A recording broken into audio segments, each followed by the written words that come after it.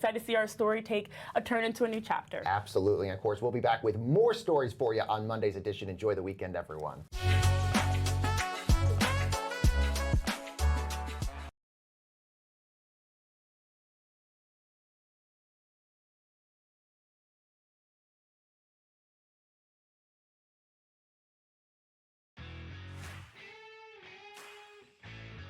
After the first week of football, who'd have thought Alabama would be right back on the top? After a couple losses, Texas would have a chance to be back where they are.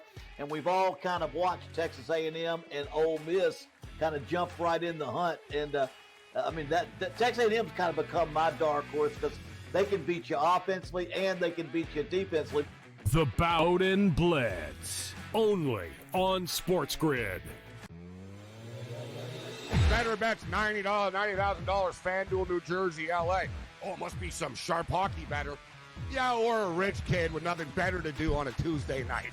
You know what I mean? Yeah. That is funny. God rest his soul, Dave Sheriff always used to say, if he told me this one time, Gabe, he told me 1,000. It's not how much someone bets that moves line, it's who's betting. In-game live, only on SportsGrid. I think they are fringes. Yeah, that might be a push. That's a preference thing, I think. Do you want to be in the SEC? Do you want to live in Happy Valley versus Norman?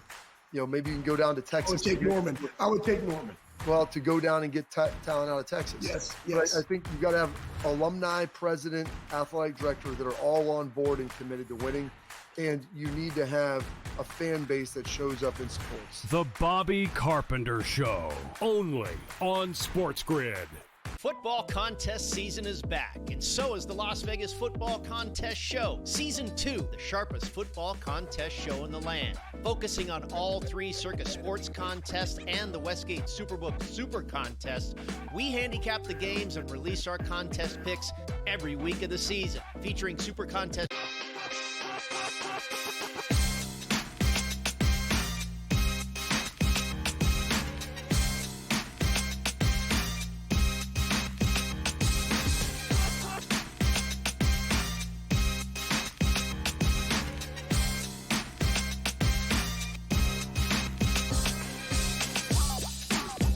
Live on SportsGrid, it is Game Time Decisions. We are with you here on this Friday night from the Decisions Desk. Kevin Walsh here as we get you set for Game 1 of the World Series, which begins in Toronto. A game of separation between these ball clubs does give Toronto, I think, a very important and certainly for them much needed home field advantage. Despite that home field advantage, they sit as a dog in this series and in game number 1. Looking across the market right now, as you see the odds to win the World Series, to win game 1, top of the market right now on the Dodgers, sees them positioned at minus 160, giving you the best number available on Toronto, seemingly sitting at around plus 135.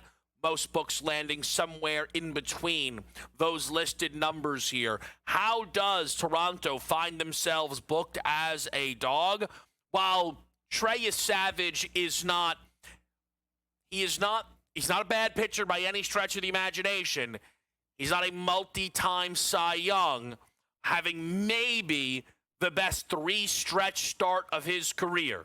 That's how you would describe Blake Snell, who in this postseason has thrown 21 innings of 2-run baseball, 28 strikeouts to just 5 walks, and only 6 hits.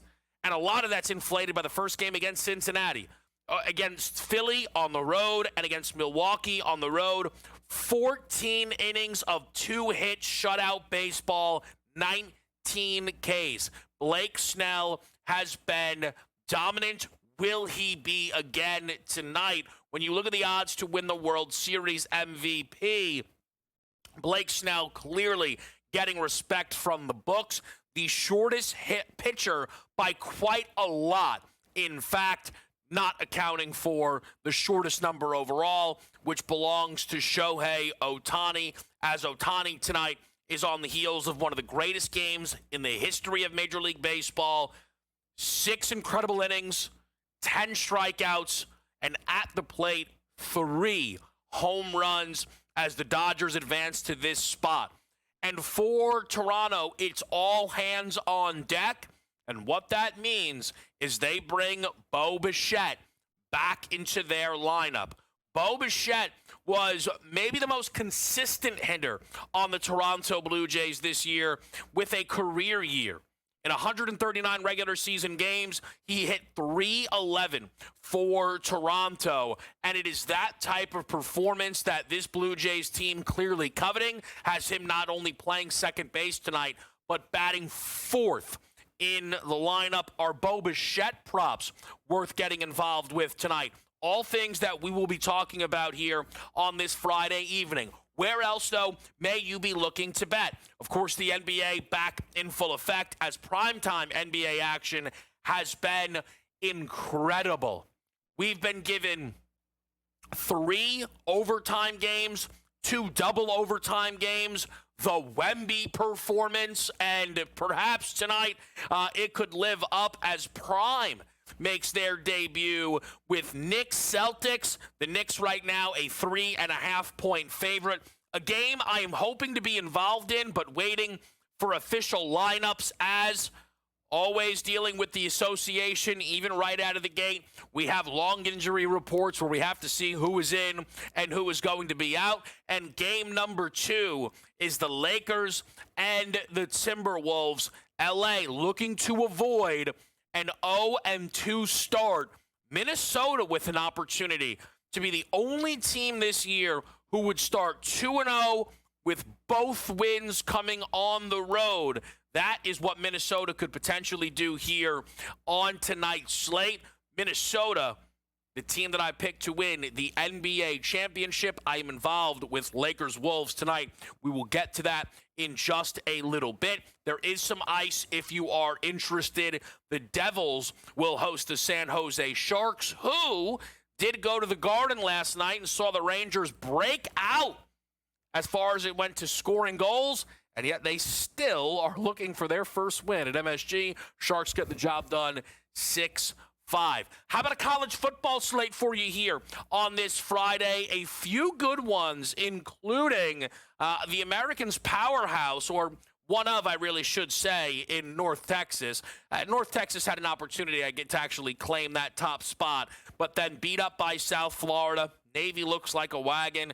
Really, I think I just misspoke there. The Americans just pretty good this season. North Texas, a 26.5-point favorite at Charlotte. Cal in action, traveling from the west to the east here, where they will play Va Tech. And then late night, it's Nevada against Boise, as Boise lays just under 3 touchdowns. We'll talk a little bit more about this college football slate with Mark Zinno in 5 minutes' time. Not just any action Mark has on tonight's card, but getting you ready for a big Saturday in the SEC, because what else is new? You want ranked, they got it. OU hosting Ole Miss, Vanderbilt hosting Missouri, and then the big one, LSU and Texas A&M.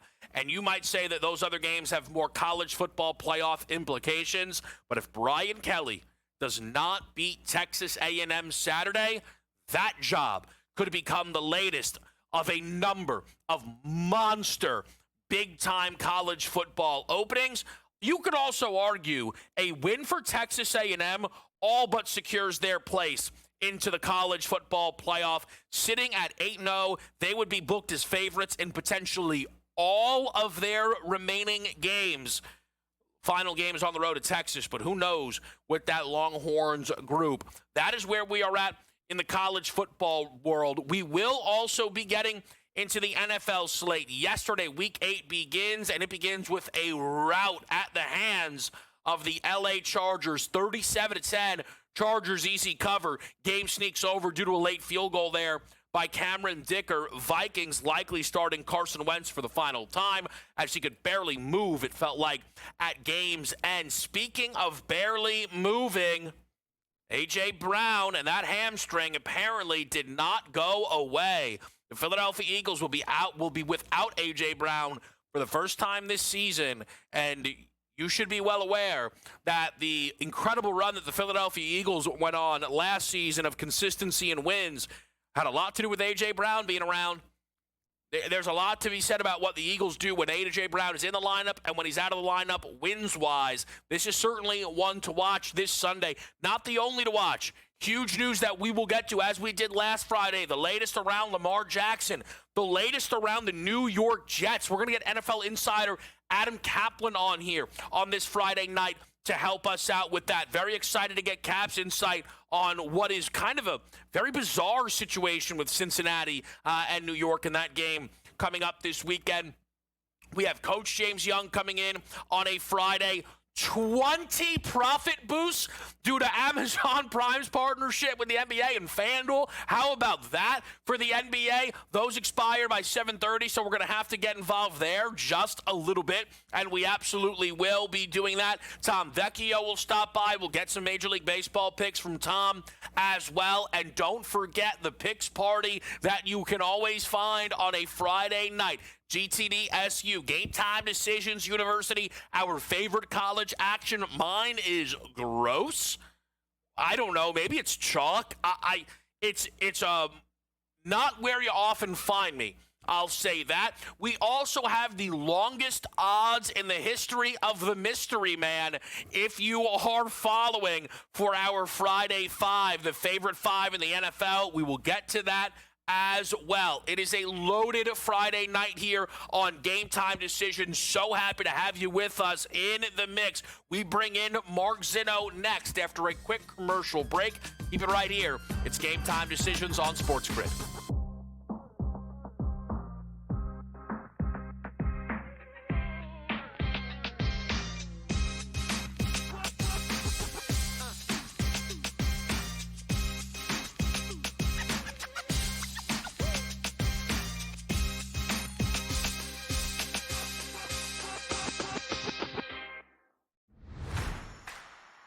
The best part about it is that they're just going about handling their business. I was listening to Arvell Reese and his literally like 5-word sentences about himself and some of the things that Caleb has been talking about. The dudes are just so locked in here about just doing their job and not worrying about all the other things and awards. They know all those happen when you go win and you win decisively. The Bobby Carpenter Show, only on SportsGrid. We're going to have bet tracking for the first time. If you have a FanDuel account, you'll be able to track your bet on the Prime Video games. And tonight, if you are part of the ESPN Mega Content Service, we understand from an organization called Antenna that 2 million people at least have the ESPN Mega Content or Unlimited service. You will be able to track your bets also on tonight's NBA coverage. So this is the beginning of a major new era for basketball on television. Newswire, only on SportsGrid. Like Marchand said, they're all a bunch of dirtballs, so I fit in with them. You know what I mean? Remember, like, the Phillies baseball team, like, with Kroc and Dykstra and all those guys? Like, yeah, they're just a bunch of dirtballs, right? And that's what the Panthers are. They're all the same. Like, they're all like to drink. They're all tough. They're all dirty in the corner. You know what I mean? They'll all do whatever it takes to win, but that's why they've won 2 cups in a row. In-game live, only on SportsGrid.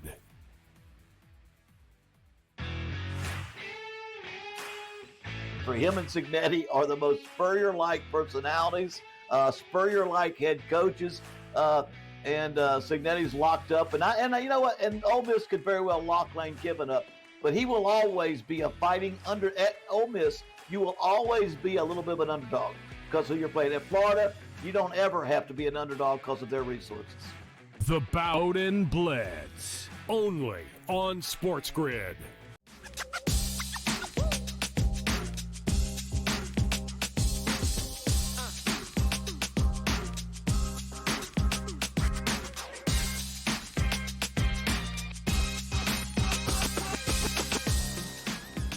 Game Time Decisions on a Friday night.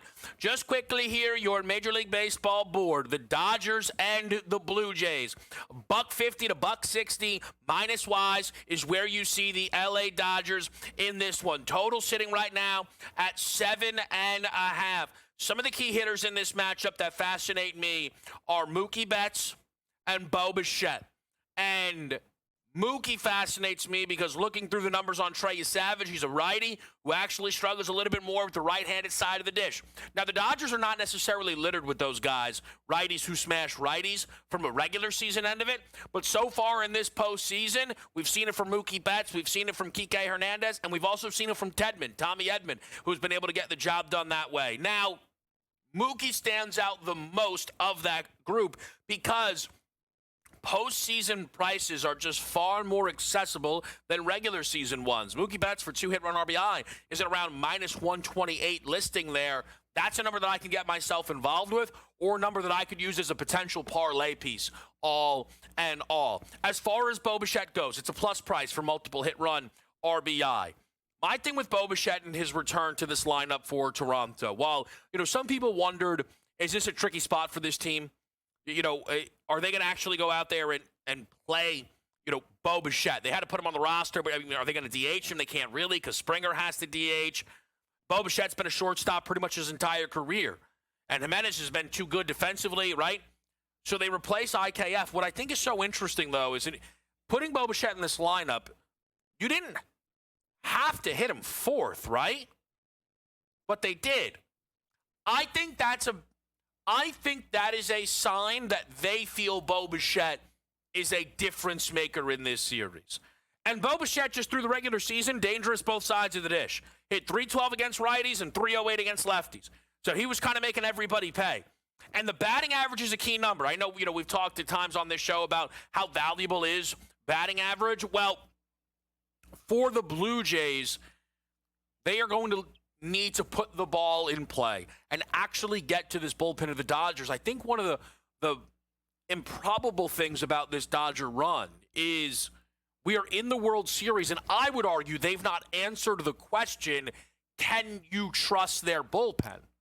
You would think if the Dodgers are in the World Series, we've probably at least you'd feel good about it, right? You kind of feel nothing about it. The Dodgers barely used any pitchers in that series against the Brewers. Again, the Brewers' offense was lifeless. They scored 1 run in every game. They didn't score 2 runs in a single game of the series. Pathetic. Give the Dodgers credit. That was pathetic. What if you do get that George Springer leadoff shot? And again, it's funny I say that. Like, Jackson Churro hit one against Yamamoto in the complete game. So I don't think it's going to uneven. I guess, let's put it like this. The Dodgers have not allowed multiple runs to an opponent since the loss to the Phils in Game 3 of the NLDS. What does it look like if Toronto can get 2 early, first or second inning?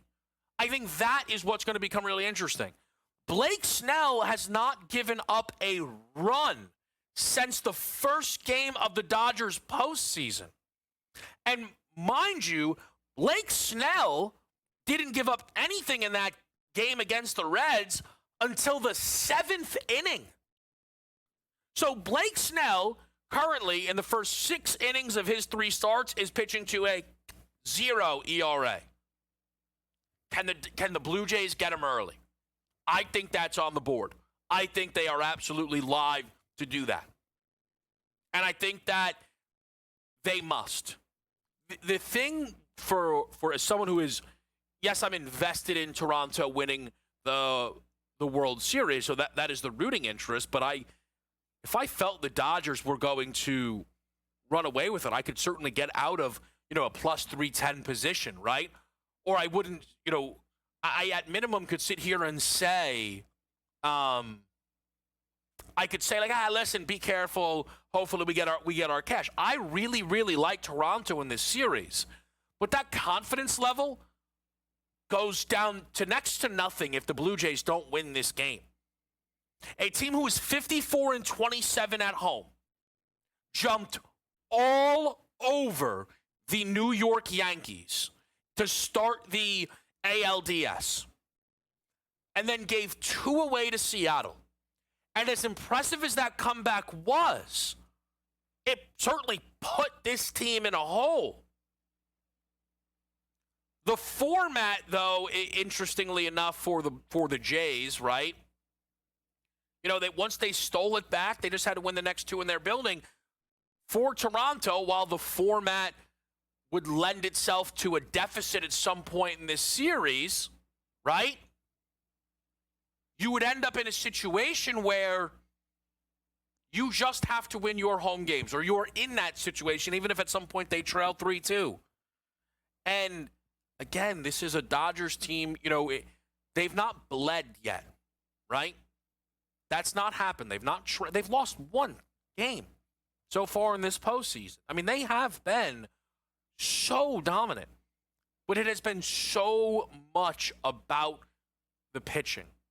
I am interested. If this game tonight ends 9-6 Dodgers, nightmare mode for the Blue Jays.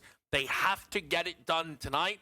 I tend to believe they will get it done tonight. I would be remiss if I did not bring up Shohei Ohtani, who has more eyes on him in this series than any player in recent memory. And I didn't say pressure. Eyes. Ohtani is one of the most beloved players in sports, and I think that is great. Ohtani was having a horrific postseason, and nobody really knew about it because the Dodgers were winning, and then he had the game. 10 Ks, 3 homers. That's the one, right? It is one of the 5 greatest games in baseball history, regardless, just so we don't have to have the debate. But now he's in the World Series again. And they didn't have a great one last year, but again, nobody really knew. Ohtani has an opportunity in this series to reach another level of legend. And that stuff is awesome. Let's transition over to best bets tonight here, the NBA card after the break on SportsGrid.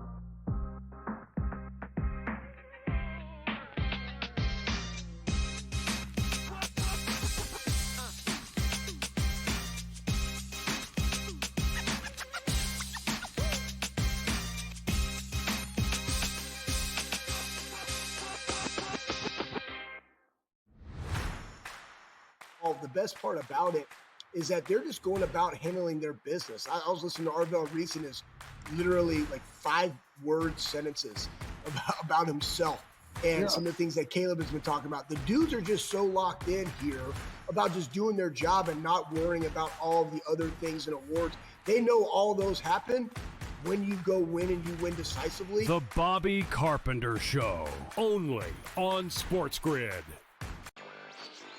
We're going to have bet tracking for the first time. If you have a FanDuel account, you'll be able to track your bet on the Prime Video games. And tonight, if you are part of the ESPN Mega Content Service, we understand from an organization called Antenna that 2 million people at least have the ESPN Mega Content or Unlimited service. You will be able to track your bets also on tonight's NBA coverage. So this is the beginning of a major new era for basketball on television. Newswire, only on SportsGrid. Like Marchand said, they're all a bunch of dirtballs, so I fit in with them. You know what I mean?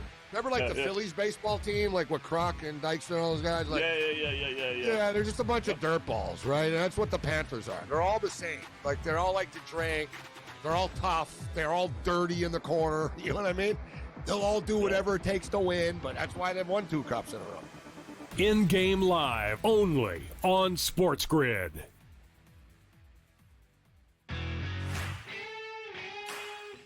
For him and Cignetti are the most Spurrier-like personalities, Spurrier-like head coaches, and Cignetti's locked up. And you know what? And Ole Miss could very well lock Lane Kiffin up, but he will always be a fighting under. At Ole Miss, you will always be a little bit of an underdog because who you're playing. At Florida, you don't ever have to be an underdog because of their resources. The Bowden Blitz, only on SportsGrid.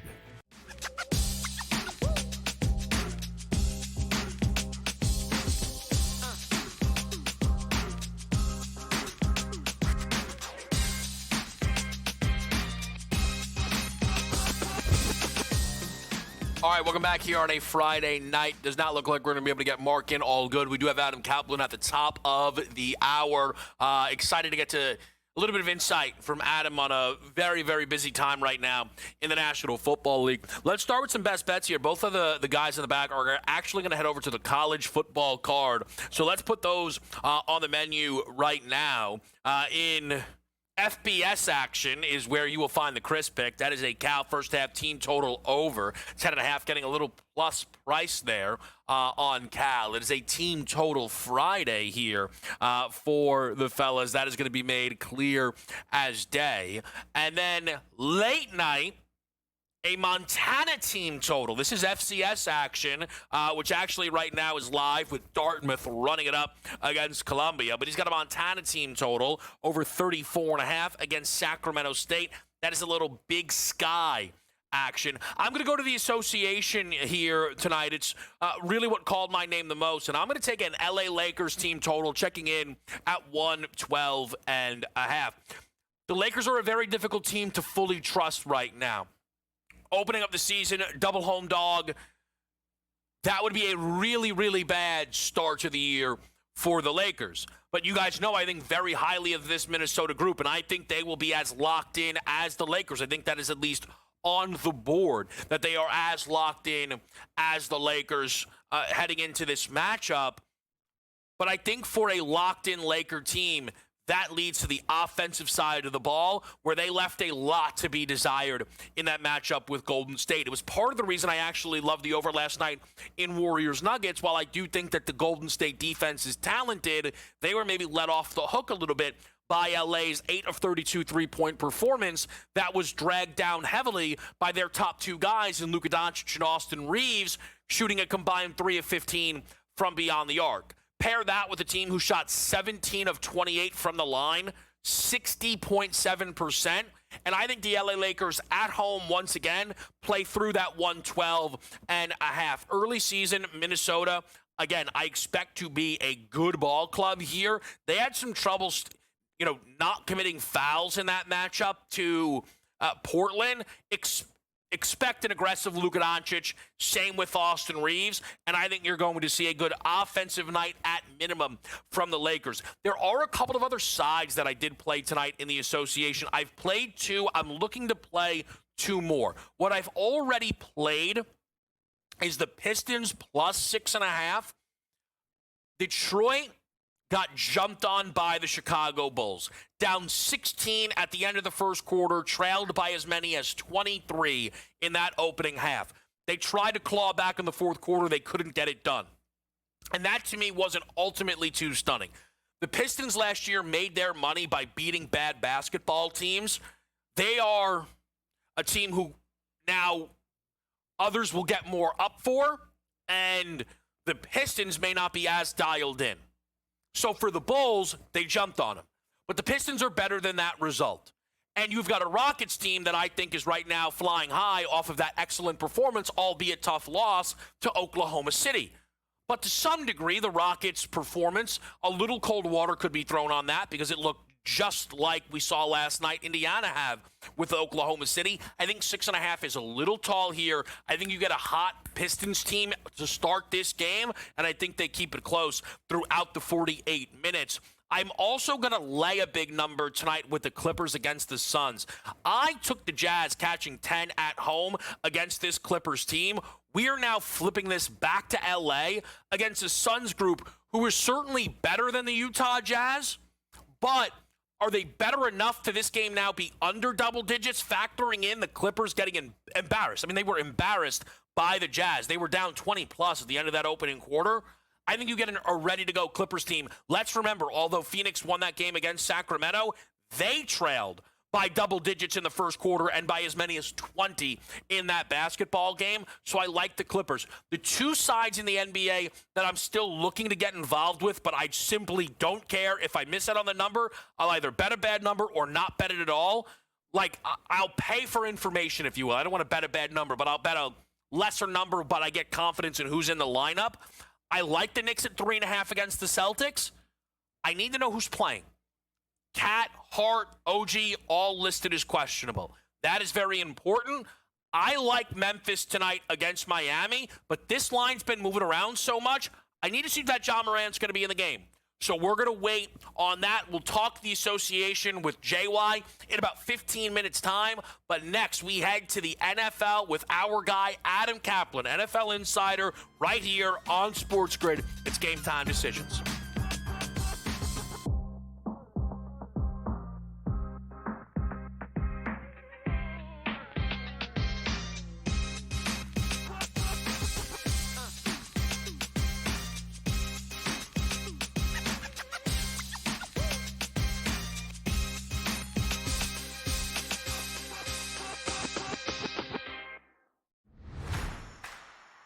the best part about it is that they're just going about handling their business. I was listening to Arvell Reese and his literally like 5-word sentences about himself and some of the things that Caleb has been talking about. The dudes are just so locked in here about just doing their job and not worrying about all the other things and awards. They know all those happen when you go win and you win decisively. The Bobby Carpenter Show, only on SportsGrid.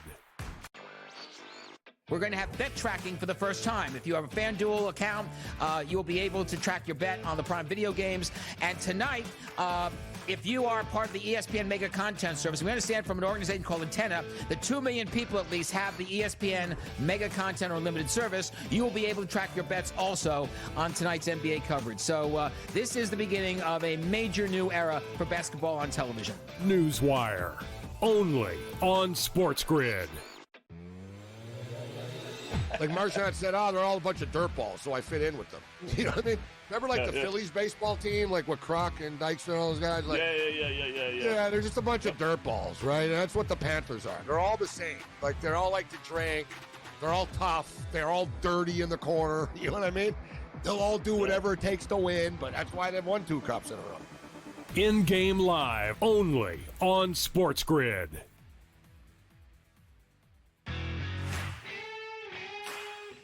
For him and Signetti are the most Spurrier-like personalities, Spurrier-like head coaches, and Signetti's locked up. And you know what? And Ole Miss could very well lock Lane Kiffin up, but he will always be a fighting under. At Ole Miss, you will always be a little bit of an underdog because who you're playing. At Florida, you don't ever have to be because of their resources. The Bowden Blitz, only on SportsGrid.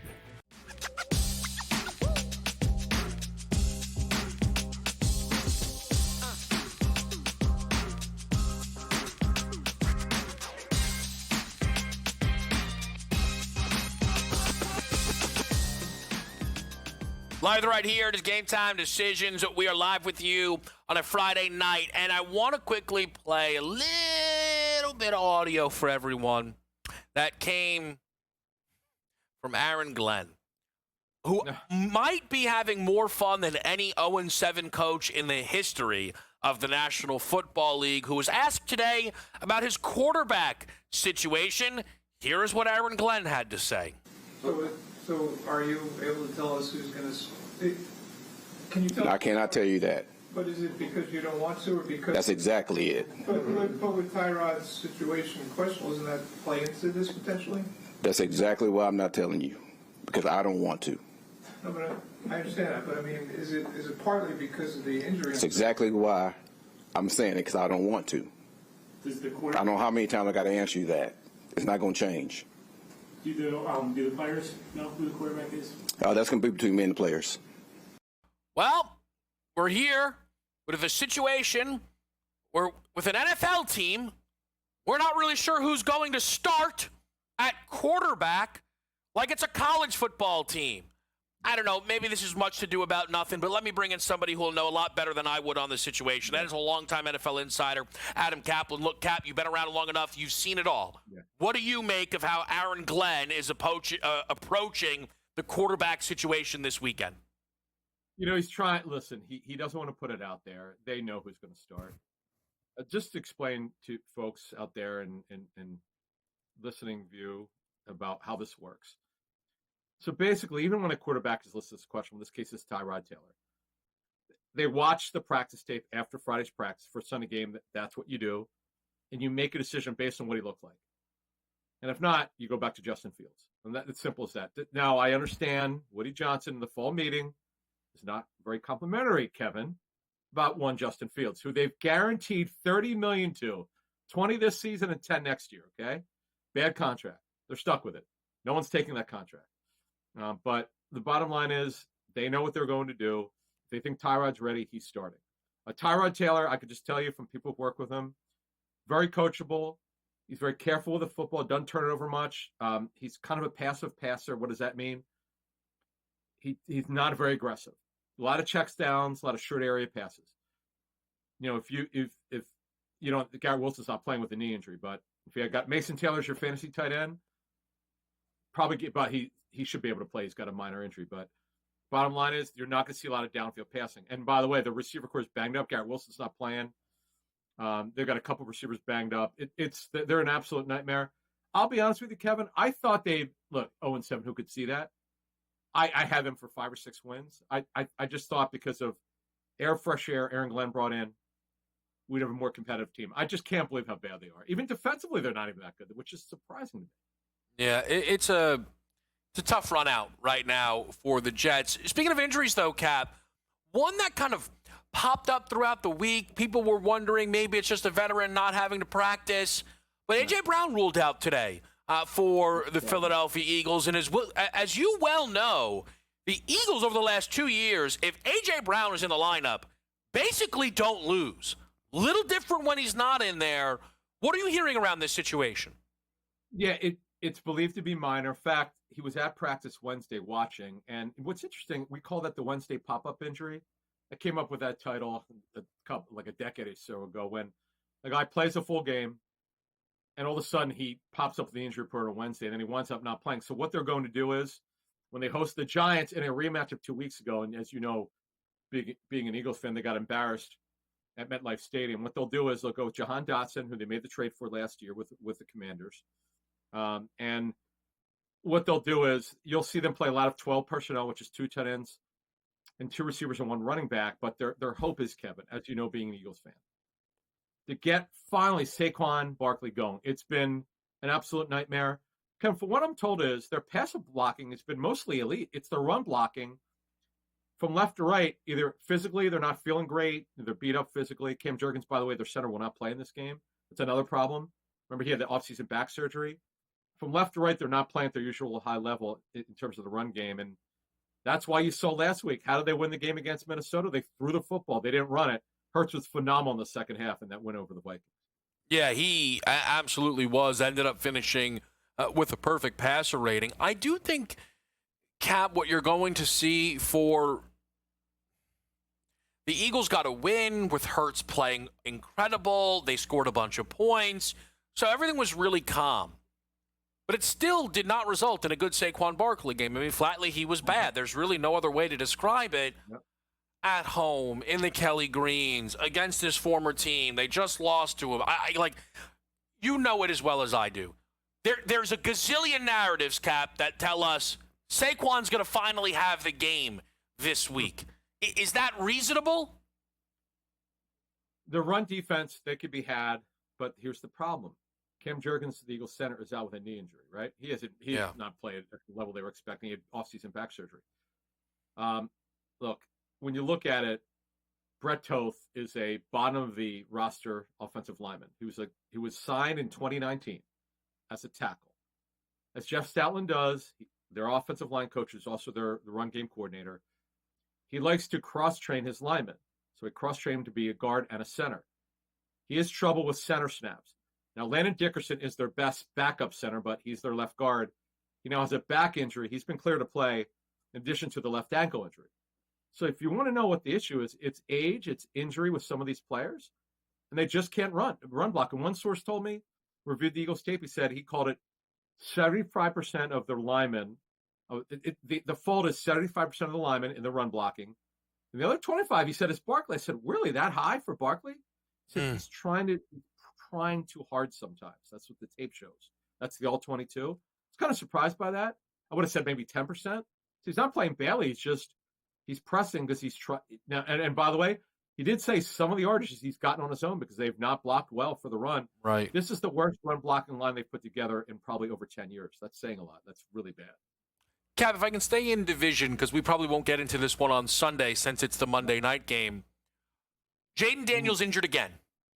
Sometimes you just get off to, some bad luck earlier in your career. But a skinny quarterback who's a runner, you know as well as I do. It's going to put more eyeballs whenever an injury pops up. How does Washington feel right now with their franchise quarterback set to miss at least one more game? Yeah, and they knew this when they drafted him. He had a slight build. It's funny, Kevin. That was in like every scouting report, every personnel person I spoke to. So they worried about the long-term longevity of his career. Just his body, would it hold up? Because he's skinny. He could run, super smart. Yeah. He's so far ahead of where you thought he would be. I mean, as a rookie, he was brilliant. And then, this season, listen, McLaurin's going to be back. Debo Samuel's going to be back, but they're not going to have their quarterback. And that's, when you look at that number, let's put it this way, if Jaden Daniels was playing with McLaurin and Debo, it would not surprise me if they cover that number in Kansas City. But Mario did not play well in the last game. That's a concern for me. I know he played well last year when he filled in, when Daniels had the bad rib injury. But the bottom line is, the other part of this Washington thing, Kevin, I got to mention before we move on, their defense is struggling badly. They have no pass rush. Dorrance Armstrong now lost for the season. They're down Dedrick White for the season, who's one of the top 3 guys at edge. They're having problems at cornerback. They're just, their defense is falling apart here. Look, we're too early to say this, but they better start getting it done here soon, or they're not going to be a wild card team. For the division's the Eagles, unless they suffer a catastrophic injury. And by the way, that would be the first back-to-back winner in the NFC since 2004 if the Eagles hold on here. At some point, it just has to happen. It'll be, we'll see. Cap, I really appreciate it. I think this Sunday, we'll probably get into some of this trade deadline stuff as we get a little bit closer. Oh, yeah. Oh, yeah, for sure. 100%. Yeah, there's a lot. Again, there's a lot out there. Cap is plugged in as anyone, so make sure you are with us Sunday as he joins us to get you set for what's going to be a very busy time in the National Football League. Again, NFL insider Adam Kaplan up next. Coach James Young, has he already fired off all 20 profit boosts? It's possible. We'll find out on the other side on Game Time Decisions.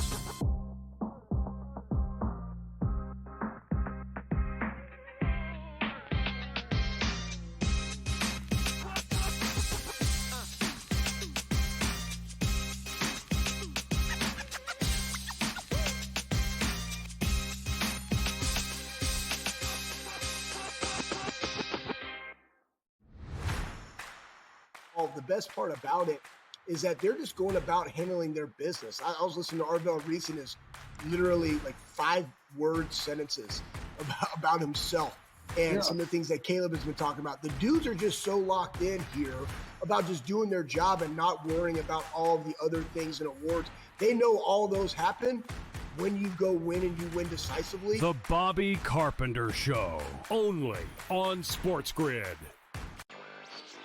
We're going to have bet tracking for the first time. If you have a FanDuel account, you'll be able to track your bet on the Prime Video games.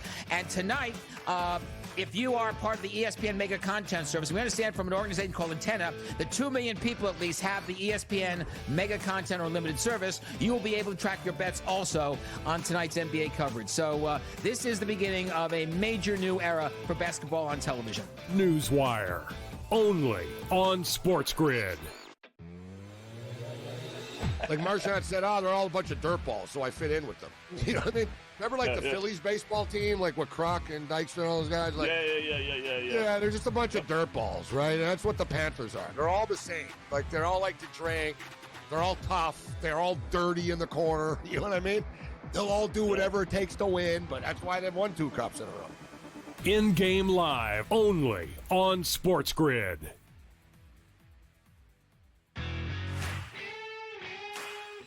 For him and Signetti are the most Spurrier-like personalities, Spurrier-like head coaches, and Signetti's locked up. And you know what? And Ole Miss could very well lock Lane Kiffin up, but he will always be a fighting under. At Ole Miss, you will always be a little bit of an underdog because of who you're playing. At Florida, you don't ever have to be an underdog because of their resources. The Bowden Blitz, only on SportsGrid.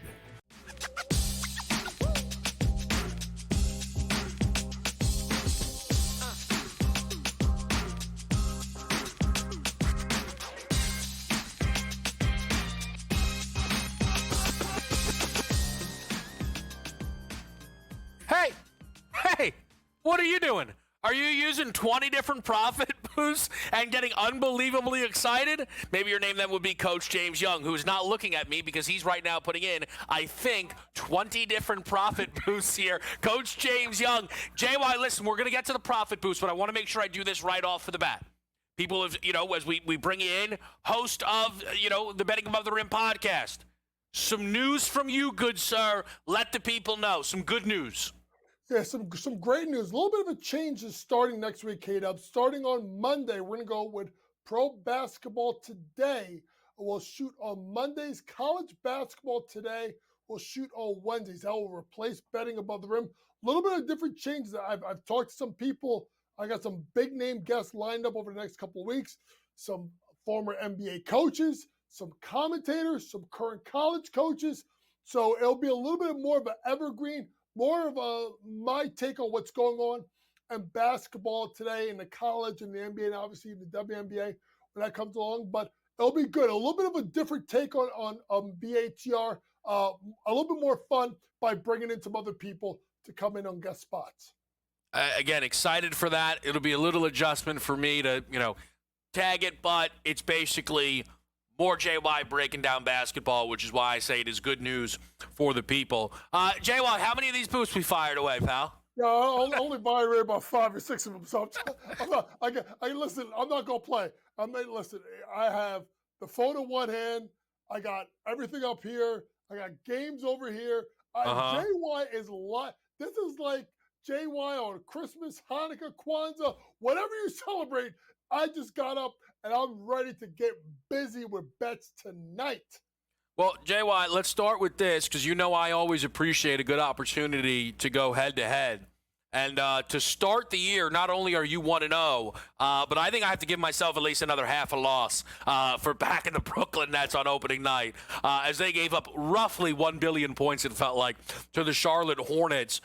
We have ourselves a couple of games live, but some good ones coming up at 7:30 involving the Nets once again and then Knicks Celtics. Are you betting either of those two games? Yeah, I jumped on the Knicks. I just feel like, Boston had a little bit of trouble with VJ Edgecombe, obviously. What a performance. Everybody's like his sides. I mean, shout out to K-Dub. I want to give K-Dub some props here. K-Dub talked about VJ Edgecombe 14-1 rookie of the year. Mm-hmm. I saw some books. He was like plus 175 in one game. So if you missed the boat, you probably missed the boat already on VJ Edgecombe. So right now, I took the Knicks minus 3.5 is now up to 4.5 versus Boston. I like what I saw out of New York. The ball moved a little bit better. You didn't load up. And the fact that Jalen Brunson, they won, and he really did not look great offensively, shooting poorly from the floor, is something that I'm intrigued by with the New York Knicks team. I think it's going to be pretty good. Boston's going to have to also find their way a little bit. And also, news, obviously, Josh Hart, who did not play opening night, is in the lineup tonight for the Knicks. Yeah, I'm laying the number with the Knicks here. I said this. I said, listen, I'll take a worse number if I have to. Why? Because I like the Knicks last night at 6.5.5. And I think this moved massively because maybe they weren't sure who would be in. Everyone's in. Josh Hart makes the debut. We're 4.5 right now. I think there's a really good spot here. I agree with you, Coach. And just to let everybody know, I don't know if you're playing this game, JY, did the same thing with Memphis, Miami. I laid the 3.5. John Morant's in. That's what I needed to see. This is a Memphis team who I think is going to be better than people realize. JY, and again, listen, I just gave you props, right? But you were someone who backed New Orleans in game one because you think New Orleans can be good. So for your takeaway is probably not, they barely beat New Orleans. You probably left pretty or somewhat impressed by Memphis, I would think. Yeah, I was impressed with Memphis. And listen, I liked Memphis for going into the season. It's just, can they stay healthy? And I think we're going to get a motivated Ja this year, Kate, to be quite honest with you. So I don't blame you. I jumped in with you with that. Speaking of the Pelicans, we got to talk about Wemby and what that was opening night. Like an alien unicorn. Alien and a unicorn? I don't even know what that is, but a combination like we've never seen it before. I laid the points tonight with the Spurs. Kevin, they look engaged. I listened to a little bit what Coach Johnson was saying during the timeouts. I like the energy and the passion that he brought. I think the San Antonio team has a chance to be pretty scary good this year. Well, tell me, though, JY, because I didn't feel that way coming into the season. Obviously, Wemby had one of the best games we'll see all year on opening night. Did you come away impressed by elements outside of Victor Wembanyama in that game?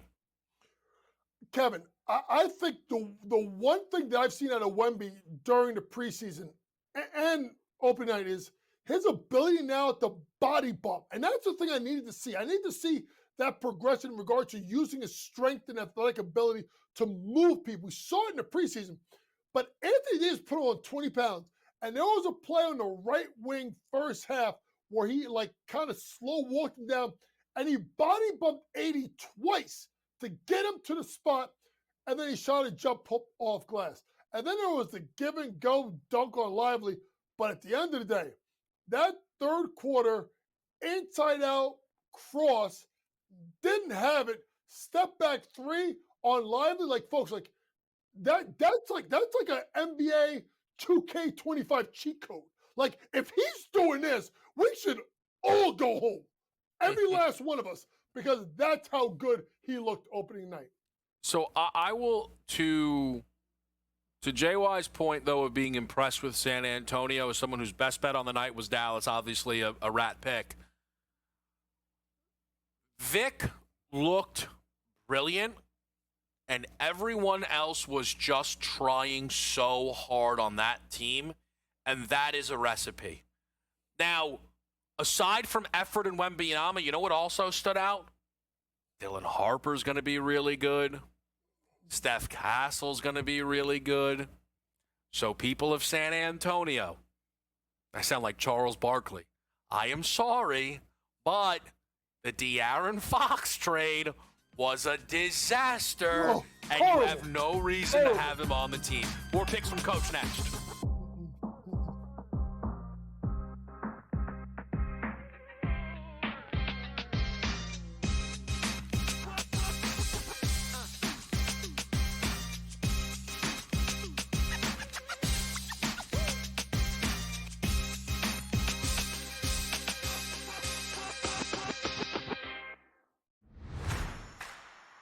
The best part about it is that they're just going about handling their business. I was listening to Arvell Reese and his literally like 5-word sentences about himself and some of the things that Caleb has been talking about. The dudes are just so locked in here about just doing their job and not worrying about all the other things and awards.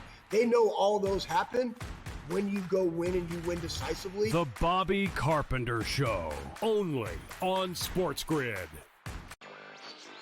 We're going to have bet tracking for the first time. If you have a FanDuel account, you'll be able to track your bet on the Prime Video games. And tonight, if you are part of the ESPN Mega Content Service, we understand from an organization called Antenna that 2 million people at least have the ESPN Mega Content or Limited service. You will be able to track your bets also on tonight's NBA coverage. So this is the beginning of a major new era for basketball on television. Newswire, only on SportsGrid. Like Marchand said, they're all a bunch of dirtballs, so I fit in with them. You know what I mean? Remember, like, the Phillies baseball team, like, with Kroc and Dykstra and all those guys? Like, yeah, they're just a bunch of dirtballs, right? And that's what the Panthers are. They're all the same. Like, they're all like to drink.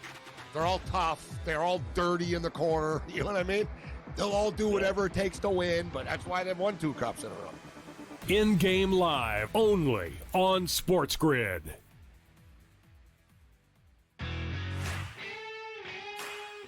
For him and Cignetti are the most Spurrier-like personalities, Spurrier-like head coaches, and Cignetti's locked up. And you know what? And Ole Miss could very well lock Lane Kiffin up, but he will always be a fighting under. At Ole Miss, you will always be a little bit of an underdog because of who you're playing. At Florida, you don't ever have to be an underdog because of their resources.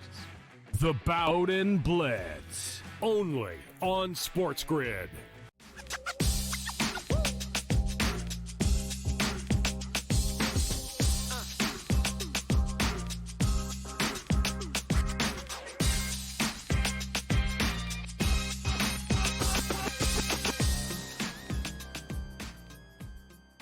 Game time decisions on a Friday night. We got a lot to get to here. We're buttoning up your NBA breakdowns with the help of Coach James Young. JY, great to have you on this Friday night. Let's fly through this card, my man. What do we like here on this Friday full slate? Oh, I gotta talk fast. People are gonna put bets in. I did take John Collins over 13.5. I got lucky. He only had 2 in the first half. At 12.5. He got to 14. I'm thinking over 13.5. I think you get a bounce back spot tonight by the Clippers. I'm going John Collins over 13.5. Second, Alperen Sengun over 36.5 PRA. Listen, he had got over 50 opening night. I think the offense, although we went through a men first half, he also had about 4 assists in the first half as well. I think the offense go through Sengun. Give me Sengun over 36.5 PRA. Next, Cooper Flagg over 9.5 rebounds plus assists has moved to 10.5. He's going to get more comfortable. I think the sight lines put him at the point. Sneaky good rebounder. Cooper Flagg over 9.5 rebounds plus assists. It's live. Raptors money line. That was probably one of the more impressive performances overnight, winning by 20 some odd points at Atlanta. Y'all know I fade the Bucks like a high top fade, like kid and play. Spurs minus 4.5. Yes, I love the Pelicans, but what the Spurs did to Dallas, I'm all in. And then the Timberwolves on the money line at the Lakers. The Lakers are going to need time to figure it out. Basically, what the Lakers need, they need LeBron to come back, because without them, it's Luka, Austin Reeves, and a bunch of pumpkins. Let me, if I may, the Kevin Walsh Show new episode out, because I don't want to take up all this time. There's some LeBron talk in there. If you are interested, I have some questions. And I think that tonight, when you're watching, Lakers Wolves, and they pan to LeBron, just take note of it. All right, and we will leave it. We will leave it at that. Let me ask you this, though, Coach, just within that basketball game, because I really like the Lakers team total here. So we're not really head-to-head, because I could see a world where Minnesota gets it done. But J.J. Redick spoke about something really interesting, of course, up your alley, of, just from a coaching perspective. He's like, we are not good in the third quarter. We were bad last year. We were bad in preseason. We were bad tonight. We got to do something to get these guys ready to play. Why would that be, and what can they do? Well, it's literally coming out of halftime. So as a coach, you may come out of the locker room a little bit earlier at halftime to get them warmed up. Maybe you change the lineup and look for a little bit of a spark, but that's a concern. And honestly, as much as I love JJ, that's coaching. If your guys are continually getting beat down at the beginning of the third quarter, if you're winning the first quarter, and it's the same lineup at the beginning of the third quarter, that means either your guys aren't playing hard or you're not adjusting at halftime. Either or, Kevin, that's an issue that's got to be addressed. Yeah, I thought it was really interesting. I think J.J. Redick's, he looks far more composed right now, JY, and that happens with another year on the job. But I also, you know what I mean? And JY said it. Yeah, we don't seem ready coming out of half. Hard not to be like, well, coaches, like that's got to be on you. That's got to be something that we are directly looking at for you to figure out and for you to fix. So it becomes a really big watch. Lastly here, JY, I know we talked about the game loosely, but Cooper Flagg tonight, a little pressure on him to have a good one, no, going up against this Washington team? Yeah, and I think if you're Jason Kidd, you try to get him right. That's why I went rebounds plus assists, because I figure, let him do everything else and let the game come to him. Obviously better in the second half than the first half, but to me, you as Jason Kidd, you have to get him going. And you wonder sometimes is the fact of him being at the point. And you see teams picking him up, Kevin, a little bit further away from the basket, making him physical, making him tough to get to his spots. If you're Cooper Flagg, lean on the rebounds, he'll get some assists, he'll slowly get going with points. Because he did not look really comfortable offensively in game number one. Yeah, I think for, and JY, I appreciate the kind words about the VJ Edgecombe, the play, the move, and everything. But VJ was going to move off of his game.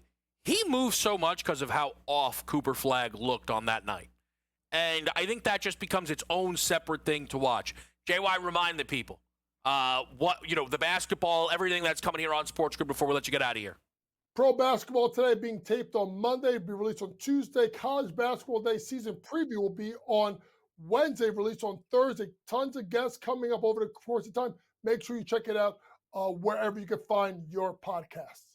And right in front of me, you better believe, is this Kentucky-Purdue preseason exhibition game on SEC Network. We talk World Series next.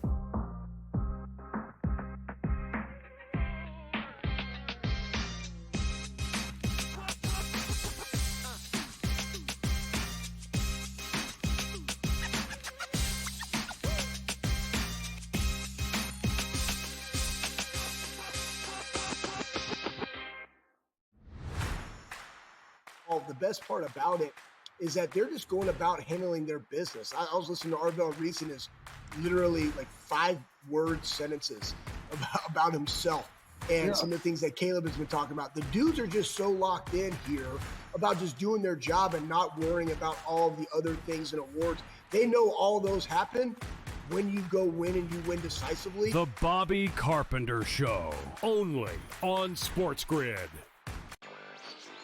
We're going to have bet tracking for the first time. If you have a FanDuel account, you'll be able to track your bet on the Prime Video games. And tonight, if you are part of the ESPN Mega Content Service, we understand from an organization called Antenna that 2 million people at least have the ESPN Mega Content or Unlimited service. You will be able to track your bets also on tonight's NBA coverage. So this is the beginning of a major new era for basketball on television. Newswire, only on SportsGrid.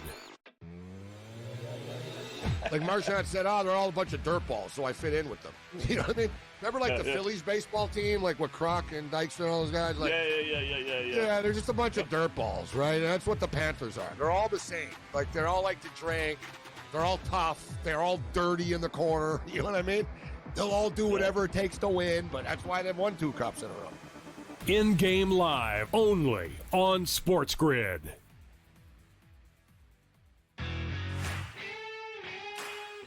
For him and Signetti are the most Spurrier-like personalities, Spurrier-like head coaches, and Signetti's locked up. And you know what? And Ole Miss could very well lock Lane Kiffin up, but he will always be a fighting under. At Ole Miss, you will always be a little bit of an underdog because who you're playing. At Florida, you don't ever have to be an underdog because of their resources.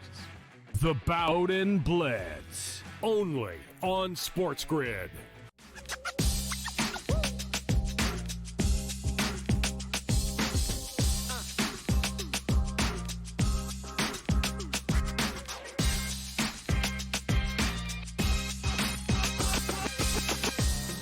All right, we're with you right here on this Friday night. What an absolute honor. We've got our guy Craig Mish here. Does an excellent job on Newswire Monday through Friday on SportsGrid. Also, though, does an excellent job covering Major League Baseball, and it's why we want to get him in here on the night of the World Series, where, Craig, I want to start with I don't know, maybe it was the theme of last round instead of this, but the fate of baseball is on the line. The Dave Roberts, let's ruin baseball, call to battle that he let out after they, beat the Milwaukee Brewers. And just what is really going on? Like, is the fate of baseball on the line in this series? Where are you at on this whole thing? Yeah, that's funny. So, look, I think the Dodgers, I can only give you my opinion.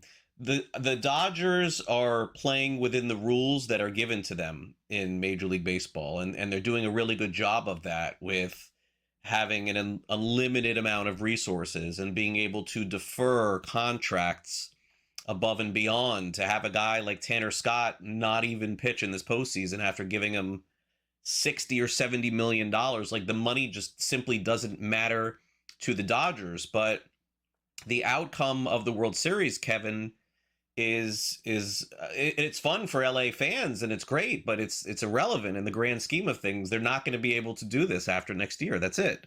So it's not like they're the bad guys or the good guys or who to root for. I'm totally fine with the way that they've operated, but they should understand and know that this is coming to an end after next year. So whether you like it or not, the Dodgers are not going to be able to have a payroll of $350 or $400 million anymore. So they should enjoy it and win this year and win next year, because after that, it's done. Can you just explain to me, though, Craig, then, are we getting a salary cap? Is it just we're going to get a ceiling and a floor? Like, what are we getting? Yeah, look, I don't know what we're getting, and I don't know what'll end up happening in the end, but baseball can't continue the way that it's going like this. And it's not specifically because of the Dodgers. It's just the economic system is flawed and it's broken. I mean, you can't have teams just so far at the top and so far at the bottom. It works in the NFL, it works in the NBA, it works in the NHL. And I think the players, I've always been a players guy, but I think the players have to come around to this. It'll definitely help a lot of the mid-salary guys that maybe would get contracts otherwise. They're waiting a long time, Kevin. We see this in free agency. They're waiting to sign their 2-year $10 million or the 1-year $5 million. those guys will get taken care of. But it'll also, I think, be great for the game. It'll create a free agent frenzy where you just have to fill up your salary cap at some point. I don't know if that answers your question, but I strongly believe that there will be a salary cap. There will be a salary floor. I think the majority of the owners in Major League Baseball are going to come around to this and vote for it. Probably some like LA will not. That's fair. Why should they? They have an unlimited amount of resources. The players obviously will not go for this. They say there'll never be a salary cap. It would be better for the game to have a floor of some kind, 100 million. I don't know. I'm just throwing that number out there. Cap 250, 200, something along those lines.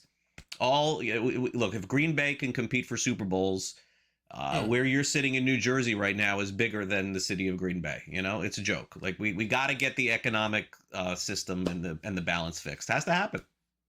Yeah, I mean, I think it's it's great insight, and I mean, I just think one of the thing that I'm gravitating to amongst all of this, Craig, and this is probably a bit silly, is Dave Roberts screaming into a microphone, "Let's break baseball." And I am sure that there is some level within that organization that they think we are not the problem. We are pouring money into our baseball team, but I never would want to be associated with screaming, let's ruin baseball right before the World Series. Yes, I've been positing the notion of a curse of Dave Roberts. I'll be honest with you, Craig. It's probably ridiculous, but I've been positing and I've been wondering and I've been asking as many people as possible. Can you give me an idea of what you are expecting in this series? Yeah, and by the way, Doc, he was a player and a really good player and part of a 2004 epic World Series run. And if you want to paint yourself as the bad guy and be part of the evil empire, so to speak, it's like I don't have a problem with what they're doing. I just have a problem with the system. I just can't see this continuing forever to pretend that the Pirates and the Rays and even though Cleveland has been competitive, but Cleveland and Miami and all these markets who are just not making nearly as close to the money that they are in every single level, you can't expect that to be balanced out without changing the system. And look, I've always been against it because I've always wanted the players to make as much money as they can. But I think it is time for a change. I would love to see the bottom teams be able to compete with the top every so often like they do. Like, I mean, we have Cleveland and Oklahoma City in the NBA. Like, where is that happening in Major League Baseball? Anyway, I digress. Dodgers win the series, obviously. I mean, they're going to win the World Series. It's just a matter of how many games. I think there's some good options out there. A couple that I've looked at, some longer shots I could throw out there is it seems to me that Ohtani's prices are just very, very priced in favor of the books. I would stay away from a lot of those. I don't care how he performs. I don't love them. One that I do like, a player that I think can get hot in this series, and there's that revenge factor, is Teoscar Hernandez. He's 13-1 to have the most home runs in the World Series. I see that as a possibility. It doesn't necessarily mean that the Jays have to win the World Series for Teoscar to have a really good series against his former team and also doing it for the Dodgers as well. So that was one that I looked at, but I probably would pick the Dodgers to win in 6 games. I think the Blue Jays will win games in the series. Yeah, I think the biggest thing, Craig, is just this home field advantage for Toronto, and I think that they actually can win this World Series. I think that they must win tonight, though. I know it's very maybe rare to have an opinion that hinges so much on a singular game where I think Toronto will win, and if they lose tonight, I will have no confidence that that is true. But they've been such a good home team this year, and the Dodgers just have not bled at any point, right? There's not been a moment where they're like, they've only lost one game.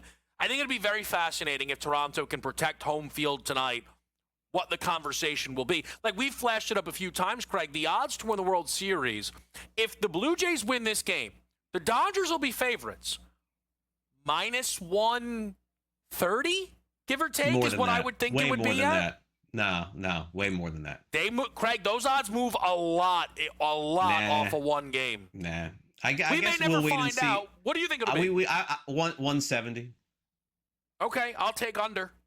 I'll take under if they lose this game. And look, I'm with you. I think Toronto can compete in the series. I just think that when push comes to shove in the end, the pitching can regress a little bit for LA, but they're just pitching out of their minds right now. All of them are, and Snell and Yamamoto and Ohtani. There's just so many different options, and they can beat you in so many different ways.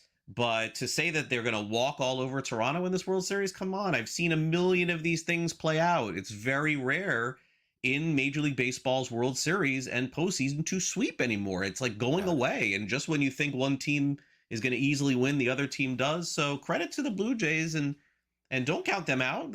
I think they'll fight in this series. I think it'll be closer than people expect. Craig, I'll leave it with this, and I appreciate it as always. Florida fires Billy Napier. Is this going to end up being anyone other than Lane Kiffin? I saw a report that he's addressing it with the team, or so. I don't know if that's accurate, but I saw that today. Yeah. I'm not. Yeah. So look, they're going to try, clearly to get him. I think it's the obvious and easy answer, and I think what he has to ask himself is, I have it so good in Mississippi, I can stay here forever and get paid close to the amount of money. It's probably a better program right now, Mississippi, which is sad to say, than Florida. The Gators obviously need to make a splash. Kevin, they cannot go out and get somebody again with very little experience or from a smaller school. That can't happen. They need to make a big impact hire, and I'm sure that they will try to get him. He's got to be near the top of the list. I don't know who else would be right now. I mean, you hear Franklin's name, but that's just like low-lying fruit. Yeah, I don't know if how they would feel, but like it does feel like Brian Kelly could be let go this year if the LSU stuff trends that way. Again, I don't know if that would make anyone excited in Florida, but it's a very all these big programs are firing coaches. No one is going to be happy with the guy that they hired. It's a wild time. Craig, thank you as always. I really do appreciate it. Newswire, Monday through Friday, right here on SportsGrid. He does an excellent job. Our guy Tom Vecchio joins us next on Game Time Decisions.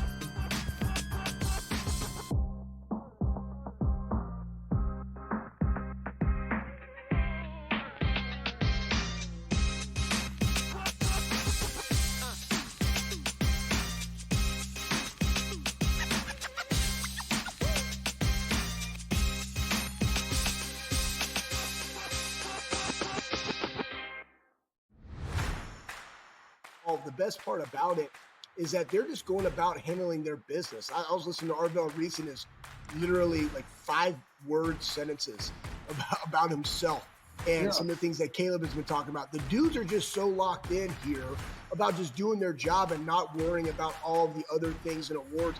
They know all those happen when you go win and you win decisively. The Bobby Carpenter Show, only on SportsGrid. We're going to have bet tracking for the first time. If you have a FanDuel account, you'll be able to track your bet on the Prime Video games. And tonight, if you are part of the ESPN Mega Content Service, we understand from an organization called Antenna that 2 million people at least have the ESPN Mega Content or Limited Service. You will be able to track your bets also on tonight's NBA coverage. So this is the beginning of a major new era for basketball on television. Newswire, only on SportsGrid. Like Marchand said, they're all a bunch of dirtballs, so I fit in with them. You know what I mean? Remember, like, the Phillies baseball team, like, with Kroc and Dykstra and all those guys? Like, yeah, they're just a bunch of dirtballs, right? And that's what the Panthers are. They're all the same. Like, they're all like to drink. They're all tough. They're all dirty in the corner. You know what I mean? They'll all do whatever it takes to win, but that's why they've won 2 cups in a row. In-game live, only on SportsGrid.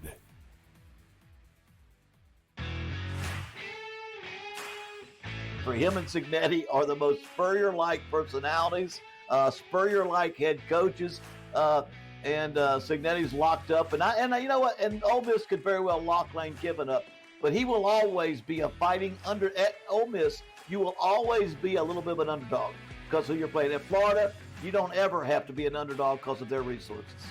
The Bowden Blitz, only on SportsGrid.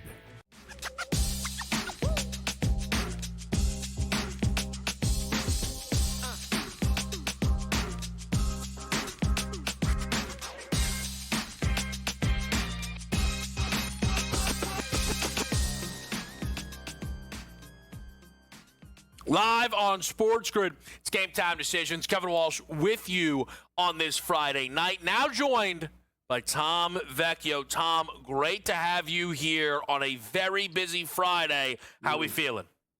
I'm feeling good. World Series is finally here. You know, we had a couple days off to kind of gather our thoughts. We're ready to go for that. As I said to you, I said across SportsGrid over the past week, I like the series to go over 5.5 games. It is juiced. Use a boost on it to get it closer to even money. I want to root for the Blue Jays, but I think Dodgers win the series 4-2. All right, not bad. I like that you like it to go long. My question, Tom, is in that expectation, do you think the Blue Jays need to win tonight's game for you to feel good about that, or no? They need to win one of the first two. Okay. It has to be one of the two games at home to start. That's where I would feel comfortable, knowing that you got to one of the pitchers, like Snell or Yamamoto. You got to one of them. That's what I would like to see. I would also lean over tonight. We've seen a ton of runs by the Blue Jays, just game in and game out, especially when they're at home. And I think that's how they have to win. I just don't know if they have the pitching to win a game 1-0, 2-1. 2-0, something like that. I think they're going to have to try and outslug them, at least in certain games. And they're going to have to win games 5-3. There, to Tom's point, I this is something I am a firm believer in. There are game scripts that if they play out, one team must win. So the WNBA Finals game number 1. The Mercury in the middle of the fourth quarter were, as a team, shooting unbelievable from, or maybe in the middle of the third quarter, unbelievable from 3, and all of the stars on the Aces were struggling. Vegas won that game. Nightmare. If the Blue Jays score 6 tonight and lose, nightmare. Absolute nightmare. But on the other side, if the Jays win a rock fight, 2-1 final, because I am a firm believer that their offense will not be held down all series, Tom, I won't go as far as to say nightmare for the Dodgers because they come in with more insurance than Toronto does with, this series starting, in Toronto, but that's not good for the Dodgers. If this is 7 for Snell, gets beat on a 2-run shot by Bo Bichette, but all they get out of the Dodgers tonight is a Mookie solo shot, that's bad news. It certainly is. And, it's obviously different in baseball. Like, they could win all the games 2-1 and we're, just wrong that the offense doesn't show up. Sure. Vice versa. It shows up. It's obviously different compared to other sports. But it's like, there are ways and, as you said, game scripts that play to certain teams. Like having bad pitching for the Blue Jays is obviously not something that they want, but that's a very reasonable thing just based on the differentials in the pitching staffs. So if they can win a game 6-1 or 6-5 or whatever it is, that's a great sign for them that they do have the bats going and they're getting it going against, let's just call it a superior pitching staff when it's all said and done. Yeah, I think that is fair. Are you placing any bets, Tom, on this one tonight? Did anything look worth getting involved with? I just jumped in on Vladdy and Ohtani both to have a hit with the FanDuel promo, which gets I think it's close to even money at that point, or plus 103 to be exact. Best players on the team show up, give me some hits to start with that. I was going to dabble in the hit run RBI, but those are significantly more juice. You have to add a third player to get closer to even money. I just didn't want to increase the variance. Just keep it simple. Vladdy and Ohtani both for a hit. I'm going to play the Bo Bichette over 1.5 hit run RBI. Bo Bichette is a great hitter who's had a great season, and I think the fact that the Jays in no way are looking to ease him in, but are just hitting him fourth right off of the bat, Tom, I just think is incredibly encouraging. And it's very interesting. Sometimes you get into postseasons, and it's like, man, hard to find value. If you're willing to back hitters, you're getting pretty solid numbers, Tom, because of how much things are pitching shaded. Like we're getting a plus money price on Bichette for 2+ hit run RBI. You don't see that in the regular season. No, and frankly, even Will Smith at minus 130 for 2 hit run RBI. That's pretty good. Like that's a number again you would not be getting in a normal regular season game. Obviously, the ones are super juiced, but that's pretty solid across the board. And again, I am expecting runs in one of these first 2 games. So to see it go over 7.5 in today's game tomorrow would not surprise me at all. Right. Yeah, I think that is well said. Is there any position you've considered in the MVP market I think getting involved in the middle of it, of course, is probably the most tempting option, but have you considered any names pre-flop? I really haven't. I was looking at the Yamamoto number at 35-1 because, again, if Snell does get blown up, Yamamoto then comes out with a fantastic performance. Yamamoto, in theory, would be in line for a second start if that series is going just a little bit longer. And if one of those pitchers has a bad start on his resume, so to speak, and the only other pitcher who's going to be in line for two good starts could be Yamamoto, and 35-1, just a crazy number comparatively to Snell, who's still 18-1. Like, we're getting a double price for a pitcher that, in theory, has two starts under his belt if the series goes long. Do you feel now? It's interesting, right? Again, at least I know I'm talking to the right guy for what I'm about to say. Trey Savage should not be 100-1. No, like I don't think he's going to win it. It's not the formula that you and I are talking about. But him being 100-1 and Snell being 18, that's just outrageous. It is, and again, even if he does get two starts. He just, at a certain point, you can just feel they were good starts. They weren't great. They're like okay-ish good. But if he has two starts under his belt, again, there's not many players that are going to be able to say that he does. But 100-1 is a crazy number.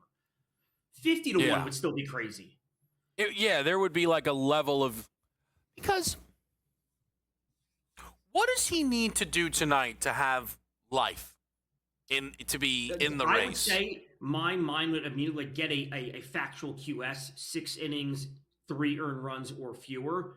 That's where I would say is a starting point. Give me 6 innings, 3 earned runs, 2 earned runs, and 5 strikeouts. We're in the conversation. All right, we're going to get you best bets. We're going to have Tom close it out with us on the other side of this break. It's Game Time Decisions.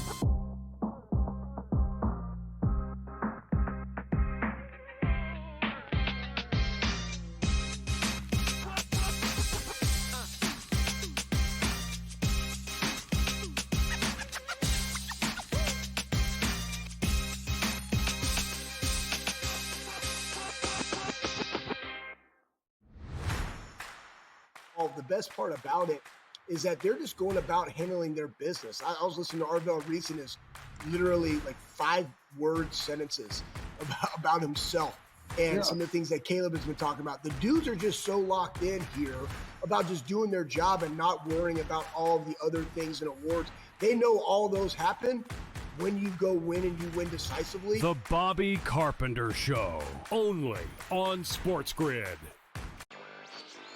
We're going to have bet tracking for the first time. If you have a FanDuel account, you'll be able to track your bet on the Prime Video games. And tonight, if you are part of the ESPN Mega Content Service, we understand from an organization called Antenna that 2 million people at least have the ESPN Mega Content or Unlimited service. You will be able to track your bets also on tonight's NBA coverage. So this is the beginning of a major new era for basketball on television. Newswire, only on SportsGrid. Like Marchand said, they're all a bunch of dirtballs, so I fit in with them. You know what I mean? Remember, like, the Phillies baseball team, like, with Kroc and Dykstra and all those guys? Like, yeah, they're just a bunch of dirtballs, right? And that's what the Panthers are. They're all the same. Like, they're all like to drink. They're all tough. They're all dirty in the corner. You know what I mean? They'll all do whatever it takes to win, but that's why they've won 2 cups in a row. In-game live, only on SportsGrid.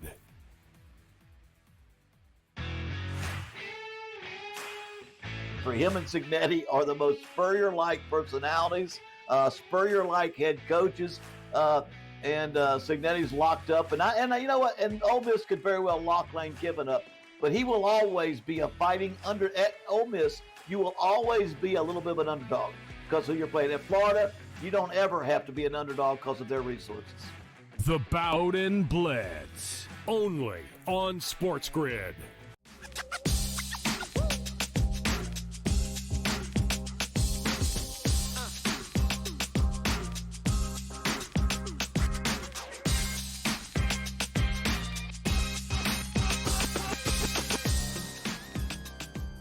Game Time Decisions, we close it out on a Friday night. Kevin Walsh, we've got Tom Vecchio here as well. It is always a picks party to close out our Friday edition. GTD-SU, Best Bets, Friday 5, the whole lot. Let's go to the college game quickly. These are ugly, but that could be good. Iowa State laying 2.5 for AJ. I know some of the back are rooting against that. App State ODU over the 61.5. That could be Rider Chip 1. This might just be Rider Chip 2. Mizzou Vandy over the number for Casino Chris. He has been thinking about this game more than any game all season long. Folks, he needs it. Be kind, root it in. I'm laying 36.5 with Texas Tech. Texas Tech looked like a wagon. They lost for the first time all year to Arizona State. Oklahoma State is lifeless. They are simply bad at football. Texas Tech wins that game 51-0. That is legitimately my expectation. Friday 5. 5 favorites in the NFL. Firstly, Tom, do you have a favorite bet on this Friday for the NFL Sunday? Are you talking about a side or? No. We'd actually probably rather not be a side, though it can be.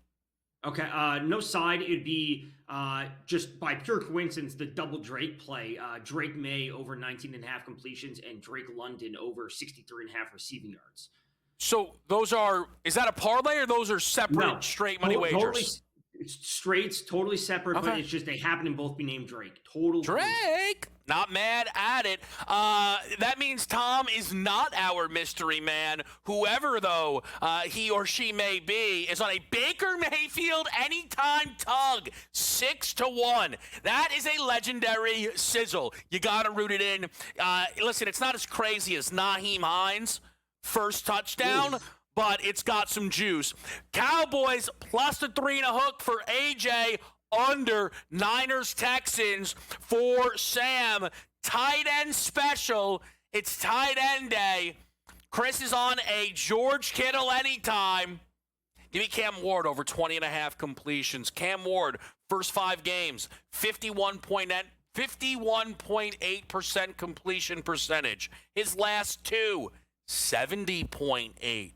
Cam Ward may need less than 30 throws to get over this number. Luckily, the Colts are seeing 39.3 opponent pass attempt per game. Give me Cam Ward over the completions. Tom, anything stand out to you from our Friday 5? Certainly don't mind those. The under does look good for that Texans 49ers matchup. Just not going to be up and down. The Baker one's super interesting just based on the fact of, the team not being fully healthy. There's obviously been some quotes, whatever you want to call it, some talking this week leading up to the Saints matchup. And then George Kittle coming off an absolute donut of a game. You would like for him to bounce back, but you are getting a decent number at it. Now we go to the best bets, which is just a team total city. One of these is live already. This is a live check-in. Let's hope this isn't. Oh, no. Oh, no. Ready. Getting shut out right now is a Cal first half 10.5 for Chris. If you liked it at 10.5, you'll love it at 7.5. A lot of half left, though. Keep rooting it in. Montana over the 34.5 late night for Sam in the Big Sky. Give me the Lakers to touch the sky over the 112.5 tonight against the Minnesota Timberwolves. Tom, you betting any association? I have no action tonight. I'm going to be interested in the boost that FanDuel has. I'll certainly be throwing some on that. But early season PRA unders. Lots of PRA unders to start the year. Just too much variance. First third of the season is all about unders. Last third of the season is all about overs. Once the rotations get tightened up, that's when you know who's going to be playing.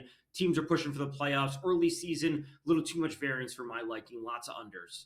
Game 1 World Series best bet. Give me the Bo Bichette over 1.5 hit run RBI. On this Friday, we bring this to you because maybe on Monday it'll be the lead story. Who will be the next coach out? These are the percentages over there on Kalshi. Mike McDaniel, a considerable favorite. Shout out to year 1 Aaron Glenn, who people aren't so sure if he is even going to survive 9 weeks of Jets football. Aaron Glenn actually might have the safest job in the league. Woody Johnson loves Aaron Glenn. Tom, appreciate it. That is all the picks you need. Up next, it is In Game Live on SportsGrid.